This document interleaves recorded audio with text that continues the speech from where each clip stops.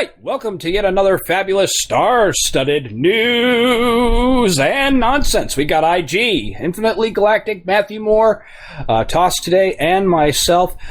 Say, Toss, we haven't had you on the show and everything. You're sounding better. You were out with the flu and that sort of thing. Is everything okay there, buddy?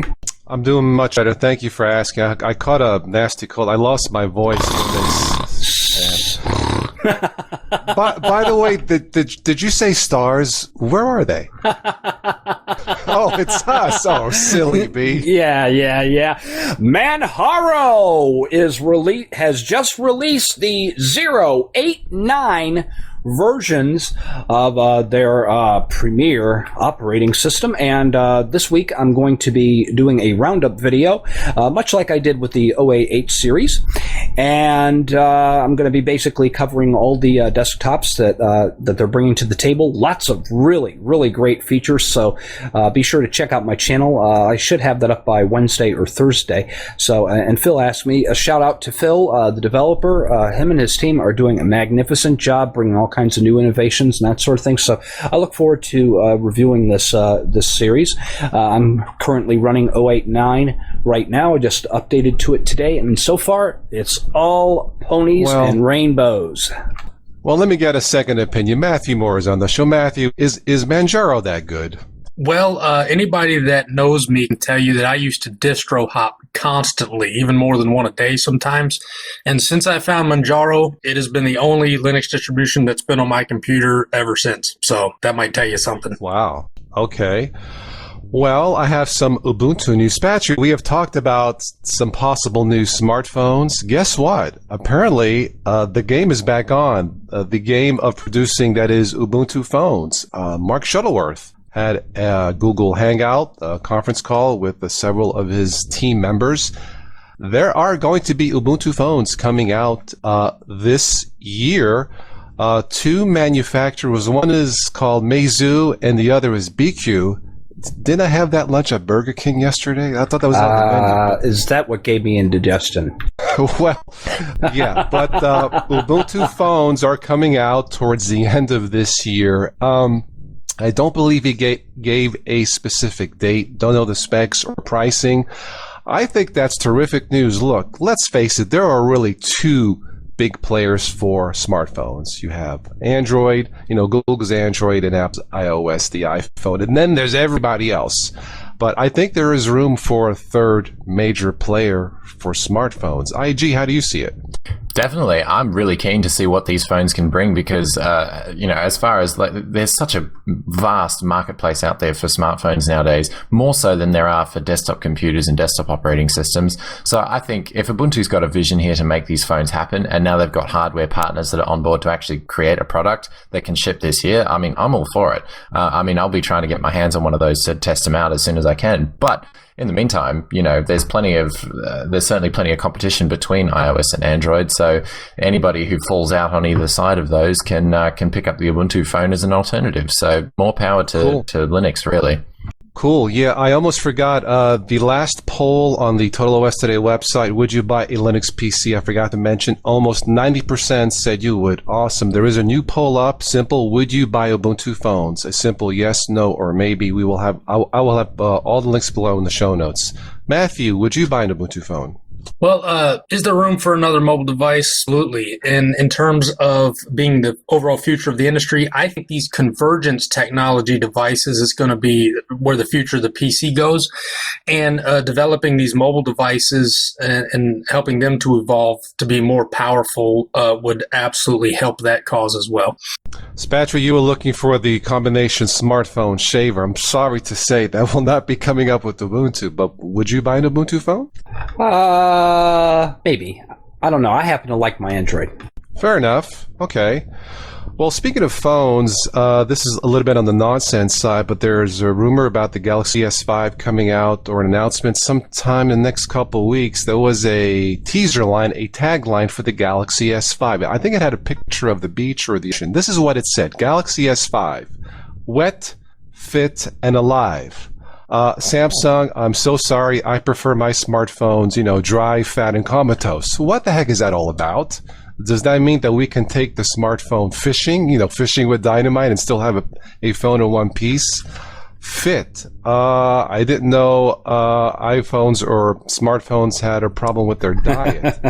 Don't get me started on these added features again, Toss. Well, it's ridiculous. And then the last thing was Alive. No, I prefer my phones not working. Thank you, Sam. I just thought it was silly. Look, I'm all for the Galaxy S5, but I thought that little commercial thing was a bit nonsense. Yeah. All right, we got a lot of news here. Matthew, what you got? Well, this kind of goes along the theme of alternative and mobile devices becoming more popular. It seems that Microsoft has been forced to cut Windows fees in response to the sale of Chromebooks. It looks like they're going to be cutting their licensing fees by about 70% across the board. The only problem with this, though, is this is mostly to the licensing fees to manufacturers. This doesn't really reflect the cost of the retail software packages, which is kind of a bummer. But hey, it's a paradigm shift. Looks like Google's putting the pressure on them. Yeah, and speaking of pressure, interesting. Another article that's related to Microsoft this week in the news. Microsoft tells the UK government moving to open source will cause dissatisfaction. Now, this is a really interesting article. Basically, Microsoft is once again spreading fear, uncertainty, and doubt into the community.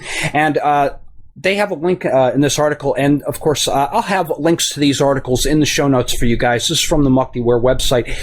They have a link to the blog post, and I was reading this blog post, and interestingly enough, Toss, Matthew, and IG, on the blog post itself, everybody was basically saying they're all for, the UK switching to open standards, whereas on that blog post, there is a link to this documentation from Microsoft, and all of the comments are all for what Microsoft is pushing. And interestingly enough, as I was reading through all these comments, I noticed one person said that they edited their comment and it's not showing up. And then right underneath it, it says all the comments are being moderated.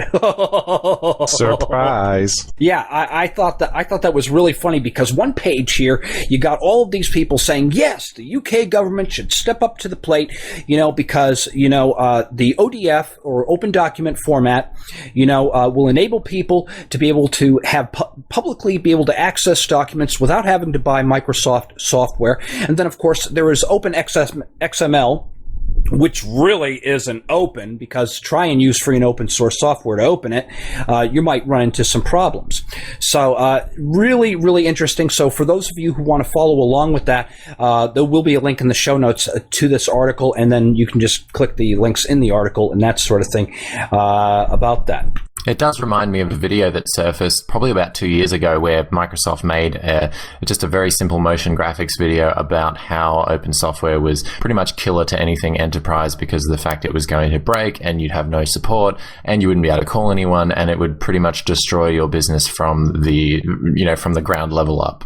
And I remember that causing quite a bit of a stir, especially in the open source communities. But it sounds like they're at it again, and the line anti-competitive behavior comes to mind. But open standards, if the UK wants to embrace that, I think that's fantastic. Yeah. Now, during the A-Team, we had already mentioned that 11% of Windows XP users will switch to Linux, according to a survey. So let's just go ahead and jump ahead to everybody's favorite song, NSA, NSA. Oh, everybody loves the NSA. Yes, there is a rule that evidence can't be destroyed, which would lead to the expansion of the controversial phone program. And this, of course, is from the Wall Street Journal. The government is considering enlarging the National Security Agency's controversial collection of Americans' phone records, and unintended consequence of lawsuits seeking to stop the surveillance program, according to officials. So here on one hand, we got President Obama saying, okay, well, we're going to ease these guys back to set people's minds at ease. And now all of a sudden they're talking about expanding what the NSA can do with our phone calls here. Spatria, you realize that the NSA stands for the National Stable Software Association, don't you? Yeah, the stable or horse stable. Thank you, yes. Well, I have one more bit of straight news, the rest of nonsense. We'll do the nonsense last. For those of you who likes Linux Mint, I think we all do, the latest release candidate of the Debian edition of Linux Mint, theirs is a semi-rolling. I'm not sure what that means. I'm assuming that they have their own repositories based on Debian Wheezy. Spatcher, you may know more about this, but I downloaded it down to today. A rolling release, my first one that I'm going to test extensively, and I will report more on this. But I'm kind of excited about this because I believe with this batching, guys, you don't have to reinstall the system every 6 months. So I'm very curious about this one. So check it out if you want to. Yeah, and the thing is, I think, because I've tried the Linux Mint Debian edition, personally, I think they should, especially with all this stuff in the news saying that Ubuntu now requires everybody to license their stuff and whatever. Personally, I think that Linux Mint should take their Debian edition and fly with it. Maybe even offer Cinnamon in different flavors, a KDE version, all this, and fly with that. Because Debian is well known for its stability. Yeah, you actually reminded me, Spence. There are 2 official flavors of Debian. I downloaded the Mate or Mate, and there is also Cinnamon. I have an older machine with less than a gig of RAM. I chose the Mate, but you can try Cinnamon. Hey, if it's stable and if it's designed for beginners, you know what, guys? Why not? Absolutely. NSA, everybody loves the NSA. Matthew, what you got?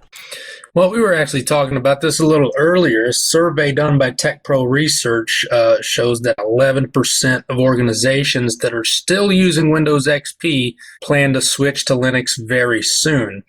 But on the other side of that, probably even more shockingly, is that 37% of the people that they asked actually are intending to stay on Windows XP past the expiration date. And, well, I guess that makes it official that there's more Windows XP users still than Windows 8 users. And I personally think that that's one of these situations where you could have a product that's a little too successful. Microsoft pushed XP for a long time. It's been supported forever. And it was a really good product, and it kind of created the industry standard. And now that they're trying to move away from that, well, they can't because it's the industry standard. So I'm not really sure how this is going to pan out. Well, look, for anybody, for a consumer, not for a business, but for a mom and pop family to stay with XP, I think it's nonsense, in my opinion, as a dual booter. Can't really blame Microsoft because Microsoft has been warning to us for the last 2 years. It's coming, please switch. So as much as we like to make fun, can't on this one. They gave us ample warning, but mom and dad's families, you really should switch, at the very least to Windows 7 if you don't want to mess with Linux. So yeah. In other news, if I can quickly chime in here, apparently 97% of all ATMs are found around the world are still running XP. So go figure that one out. Yeah, but the thing is, if they're using XP Embedded Edition, they've got until 2015. Now, Microsoft will be offering extended support for a fee for some of these companies, but as the years continue to progress, it wouldn't surprise me if they continue to raise those fees ridiculously. And interestingly enough, in related news with Microsoft Link gathers data just like NSA vacuums up into its domestic surveillance program. This is from Network World. Microsoft's Link communication platform gathers enough readily analyzable data to let corporations spy on their employees like the NSA can on U.S. citizens, and it's based on the same type of information.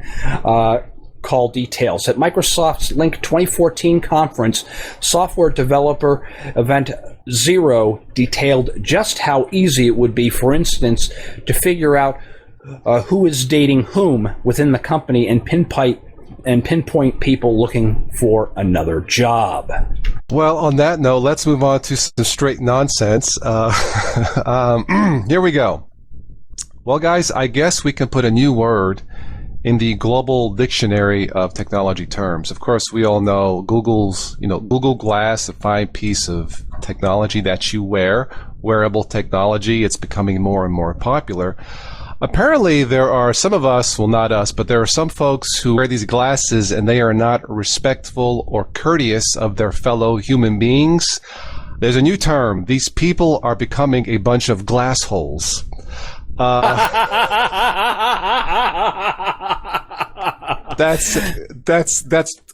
with a G. This is a family show, but look, I get it. I'm sure you guys can figure it out. Don't you just hate it when you're in a theater and let's say the phone rings? Don't you just hate that? Well, this is kind of like that, right? My question is, Toss, are you going to be getting a Google Glass? IG, Matthew, any of you guys going to get a Google Glass? Well, since Right they cost now, like it's just $4,000, too I would say no. expensive. Yeah. No, I'm just saying if they were going to make them cost effective, let's say they mass produce them and they've got them down to $100 a pair, would you buy one? IG, would you get one? I don't think so. No. Matthew, would you get one for $100? Google Glass? No, because the space glasses made by that competitor that's out there is like 10 times better. So absolutely not. How about you, Toss? Would you get one for $100? At the risk of becoming a glass hole, no. So we don't have any glass holes on the panel. Well, Hey, guess I what? still like Google, but yeah, sure, go ahead. All right, well, guess what, kids? LinuxQuestions.org had a poll, okay? And they asked everybody what they voted to be the desktop environment of the year. Okay, now before I read the results, we'll start with you, Toss. What is your favorite desktop environment for Linux? I actually had a poll on my website. I believe KDE was tops. I do like KDE. If you had to put me on the spot, it would be between two. Now, keep in mind, I've kind of outgrown Zorn. Ubuntu Unity, which is what I'm using now as we are speaking, and in two of my laptops, I have Linux Mint Mate. So in my normal work machine, Unity. In my other two laptops, I have Linux Mint Mate. How about you, IG? Yeah, I think mine would be between KDE and Unity. I like Unity from the point of view of the heads-up display menu, the HUD and the dash is quite nice as well. But it's just not that customizable. So for that, I do appreciate KDE a lot. Matthew. Well, for me, it's split up between XFCE, Cinnamon, and Unity. I think right now, because of some stability issues in Cinnamon and the overall weirdness of Unity still as they're pushing this new interface forward with Mir and all that, I think I'd put XFCE at the top right now. Okay, my favorites would be XFCE and OpenBox if used with Avant Window Navigator and not the tint panel. But let me read to you the results. Coming in at 35.77%, KDE is the winner in this poll, followed by XFCE, the Xforms Common Environment, at 25.77%. And then taking third place, believe it or not, at 9.86% was GNOME Shell, followed by Cinnamon at 7.75%. And, wait a minute. No, I'm sorry. Mate followed that at 8.31%, and then Cinnamon at 7.75%. Yeah, and then, of course, smaller numbers for everybody else. Interesting poll, though. So, yeah. Yeah, cool. All right, well, let's wrap this up. I have two more pieces of nonsense. Let's see. Spatry, guys, I guess a heavy machine operator out west has a very bad case of a sweet tooth. I guess he was on his lunch break. He went to a vending machine to get his, candy bar. He puts in $1. The candy bar gets stuck. He puts in like another $1. It gets stuck again. Apparently, this guy really wanted his Hershey bar, whatever it was. He goes back to work, I guess not too far from the candy, grabs his 8,000-pound forklift, picks up the machine, drops it to get his free candy. Well, it's funny because I used to work at a plastics factory, and there was this there was this one machine. Sometimes a candy bar would get caught up, and we'd pull a few people off the factory floor to go and try and tilt the machine and everything. So it's heavy. You got to watch. It's heavy. Absolutely. Yeah. Well, this is kind of like nonsense, but it appears that Steve Jobs is to appear on U.S. postage stamps. Oh? Yeah, HughPickens.com writes that the U.S. Postal Service hopes Steve Jobs can do for what he once did for Apple, as the late Apple co-founder will be featured on a commemorative U.S. postage stamp, along with Johnny Carson, Ingrid Bergman, Elvis Presley, oh, come on, James Brown, and... What? No Terminator? Yeah. Come on! I want Terminator on the stamp. Blah, blah. Yeah, no, that would probably clearly the smorgasbord of inspirational characters we have here. Where we're trying to inspire the next generation to keep using the U.S. Postal Service. I guess that's what the gimmick is. I guess so. Apparently, and there is something quick I want to touch on really fast before we go to the last nonsense report. Is that. Some of you, you mentioned software choices for. You mentioned some software choices for Linux, and some people wanting to have Adobe products. Well, apparently there is a poll out right now, and I'll have a link in the show notes for this later on tonight, where you can sign the poll to get Adobe to. Possibly consider making Linux applications. Currently, though, this poll has been out for a few days, and it hasn't even reached a full 500 signatures. So if you guys would like to see Adobe software ported to Linux, you guys need to jump over to this page and cast your vote. Not that it will really influence Adobe to port their applications over to Linux, but hey, it's worth a shot, right? You never know. Correct. Consumers will talk. Yes. All right. Well, I saved the best for last. Before I do, IG or Matthew, do you have any final nonsense for tonight? I'm clean out of it. Not really. Spatry, then, old buddy, old pal. You remember, was it last year or the year before, we talked about dinosaurs and methane and farting? Oh, no. Don't please tell me you're not taking our show there tonight. This is something relevant that actually happened. And you said, gee, Tuss, what a crappy story, la, la, la. Yeah. Well, guess who has the last laugh? Or I guess in my case... you know what? If this is a crappy story, I'm going to give you some toilet paper so that you can wipe your mouth when you're done telling it.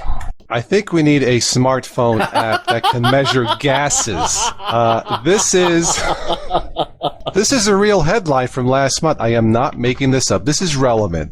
I think this was out of Germany, but the headline was something like, belching and farting cows blow up farmhouse. Apparently, there was so much buildup of methane, that the combination of methane and static electricity caused a major boo-boo. So maybe that dinosaur theory is not that far-fetched, but really, no. There is indeed, apparently, for farmers, a smartphone app, kind of like a Geiger counter, that can, that can measure excess farting or something. But you know what? I feel sorry for the farmer, but this is serious stuff, folks. Come on. There we go. Goodness. I'll keep an eye on that next time I'm down in the barn. That reminds me of that one commercial. This one was hilarious. It was years and years and years ago.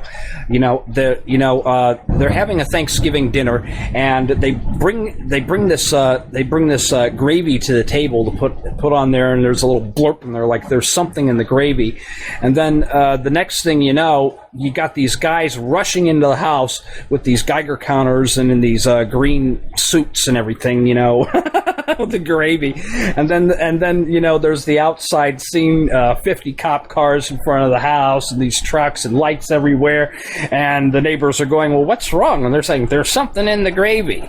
But a bump. Yeah, I know. Yeah, well, some of you might remember that commercial, but I thought it was hilarious. It's like one of those Super Bowl kind of commercial kind of things they had. It was hilarious. Well, folks, on that note, Spatry, feel free to scream at us and take us out. Okay, I'll take you out with Pativi seeking crowdfunding to complete the 1.0 push. There'll be a link in the show notes. Ubuntu gets locally integrated menus. Did you try those out yet, Toss?